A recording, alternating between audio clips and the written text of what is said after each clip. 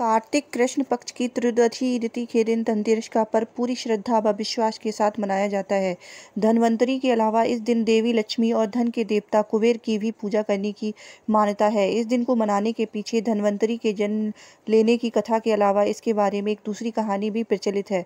कहा जाता है कि एक समय भगवान विष्णु मृत्यु लोक में विचरण करने के लिए आ रहे थे, तब लक्ष्मी जी ने भी उनके साथ चलने का आग्रह किया। तब विष्णु जी ने कहा कि यदि मैं जो बात कहूँ तुम अगर वैसा ही मानो तो फिर चलो। तब लक्ष्मी जी उनकी बात मान गई और भगवान विष्णु के साथ भूमंडल पर आ गई। कुछ देर बाद एक जगह पर पहुंचकर भगवान विष्णु ने लक्ष्मी जी से कहा कि जब मैं ना आऊँ तुम यहाँ ठहरो, मैं दक्षिण दिशा की ओर जा रहा हूँ, तुम उधर मत आना। विष्णु जी के जाने पर लक्ष्मी जी के मन में कौतूहल जागा कि आखिर दक्षिण दिशा में ऐसा क्या रहस्य है जो मुझे मना किया जा रहा है, और भगवान स्वयं चले गए। लक्ष्मी जी ने से ना रहा गया और जैसे ही भगवान आगे बढ़े, लक्ष्मी जी पीछे पीछे चल पड़ी। कुछ ही आगे जाने पर उन्हें सरसों का एक खेत दिखाई दिया जिसमें खूब फूल लगे थे। सरसों की शोभा देखकर वह मंत्र मुग्ध हो गई और फूल तोड़कर अपना श्रृंगार करने के बाद आगे बढ़ी।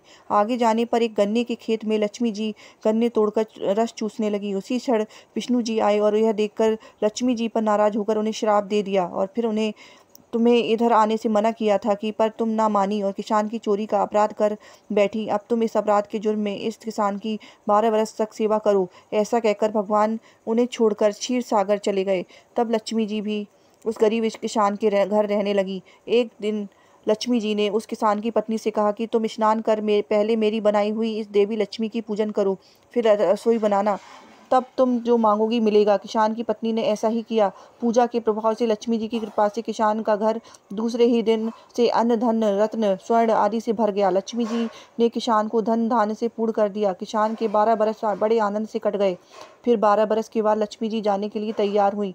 विष्णु जी लक्ष्मी जी को लेने आए तो किसान ने उन्हें भेजने से इनकार कर दिया। तब भगवान ने किसान से कहा कि इन्हें कौन जाने देता है, यह तो चंचला हैं, कहीं नहीं ठहरती, इनको बड़े बड़े नहीं रोक सके। इनको मेरा श्राप था कि इसलिए 12 वर्ष से तुम्हारी सेवा कर रही थी। तुम्हारी 12 वर्ष सेवा का समय पूरा हो चुका है। किसान हठ पूर्वक बोला कि नहीं, अब मैं लक्ष्मी जी को नहीं जाने दूंगा। तब लक्ष्मी जी ने कहा कि हे किसान, तुम मुझे रोकना चाहते हो तो जो मैं कहूँ वैसा करो। कल तेरस है, तुम कल घर को लीप पोत कर स्वच्छ करना, रात्रि में घी का दीपक जलाकर रखना और सायंकाल मेरा पूजन करना और एक तांबे के कलश में रुपए भरकर मेरे लिए रखना। मैं उस कलश से निवास करूंगी, किंतु पूजा के समय में तुम्हें दिखाई नहीं दूंगी। इस एक दिन की पूजा से वर्ष भर में तुम्हारे घर में नहीं जाऊंगी। यह कहकर वह दीपकों के प्रकाश के साथ 10 दिशाओं में फैल गई। अगले दिन किसान ने लक्ष्मी जी की कथा अनुसार पूजन किया और उसका धन धान से पूर्ण हो गया। इसी वजह से हर तेरस के दिन लक्ष्मी जी की पूजा होने लगी।